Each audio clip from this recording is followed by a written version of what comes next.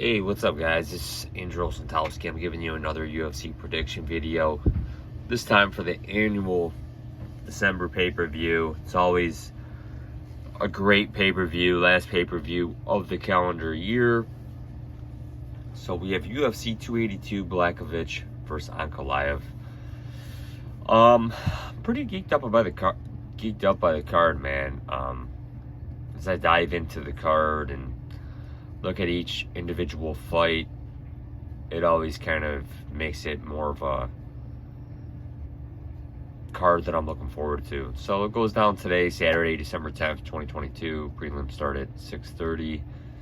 So let's get into it, man. Saaiman against Steven Kozlo. Kozlo filling in for Ronnie Lawrence. Guy's a grappling specialist. All his fights have ended in the first round, which is a red flag.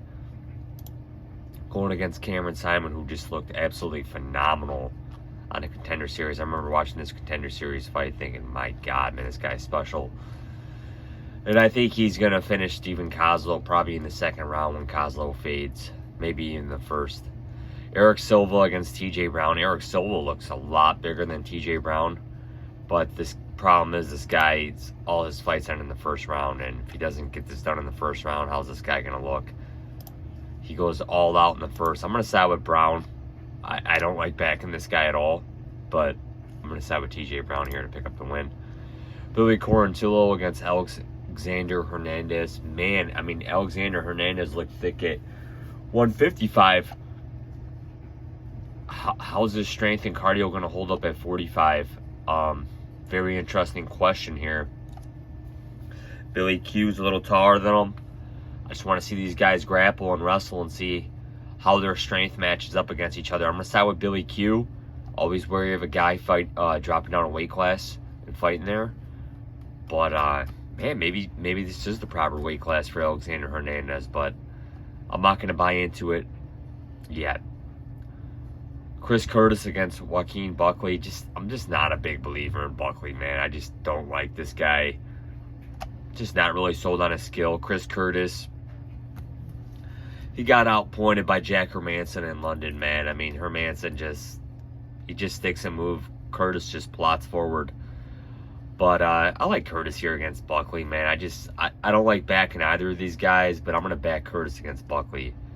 Edmund Shahbazyan against Daichi Langambula. Langambula just gave that fight up against Brundage. He is a heavy hitter. Lost to Soriano. Edmund Shahbazyan, man, this is, they're giving him this fight to win here. He's on a 3-fight skid. Has not picked up a win since 2019, over 3 years ago, man. And I am going to side with Edmund Shahbazyan here, man, but geez, both these guys need a win. Jairzinho against Dawkins. Dawkins might have the faster hand speed, but, I mean, even this guy's saying he might need to drop the light heavyweight. I mean, he's fought two tough guys, man. No shame in losing to either of these guys.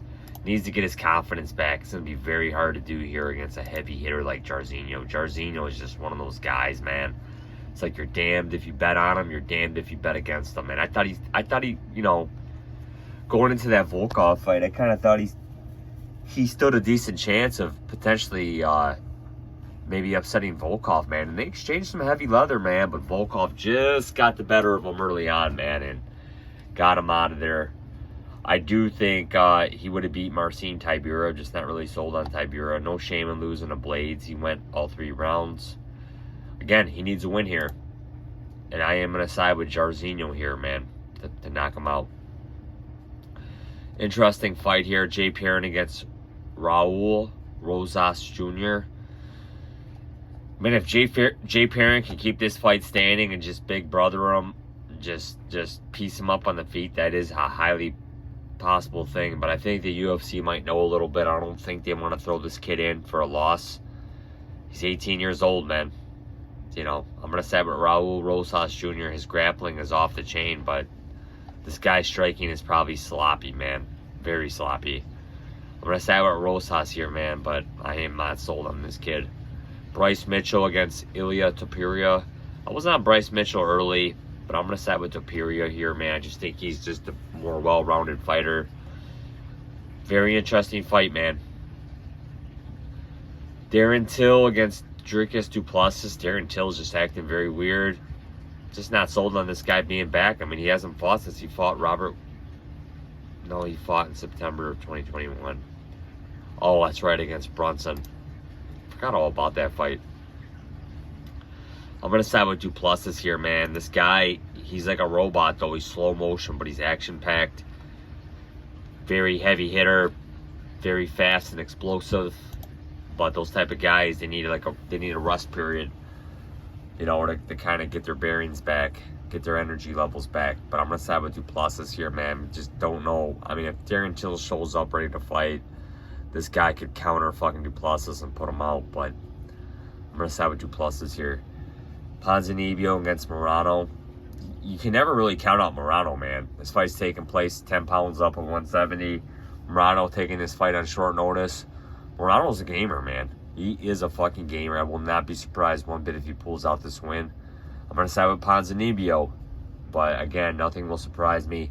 Pimblett against Jordan. I'm going to side with Paddy Pimblett. But we know eventually this guy is going to get exposed. Will Jared Gordon be the guy to expose Pimblett? He might be. I mean, Paddy Pimblett is a fucking fraud for sure, man. He's just being spoon-fed lighter competition on his way up. He is definitely no fucking Conor McGregor, man. That is for damn sure. And, hey, Jared Gordon might be the guy to break this guy. I will not be surprised one bit. Be careful you're putting your money on Paddy.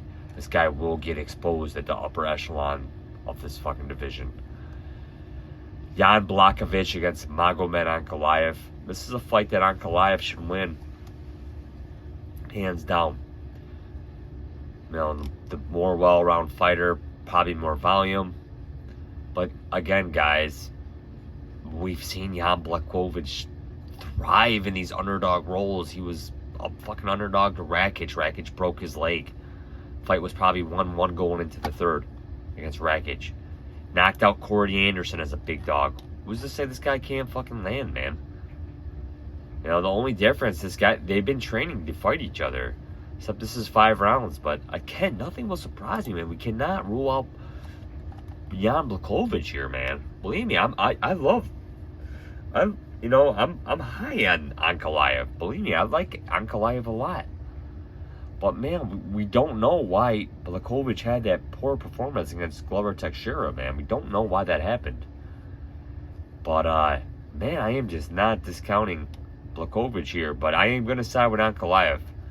But man, I'm very interested to look watching this whole entire card. My picks, guys: Ankalaev, Pimblett, Ponzinbbio, du Plessis, Topuria, Rosas Jr, Rozenstruik, Shahbazyan, Curtis, Quarantillo, Brown, and Saaiman.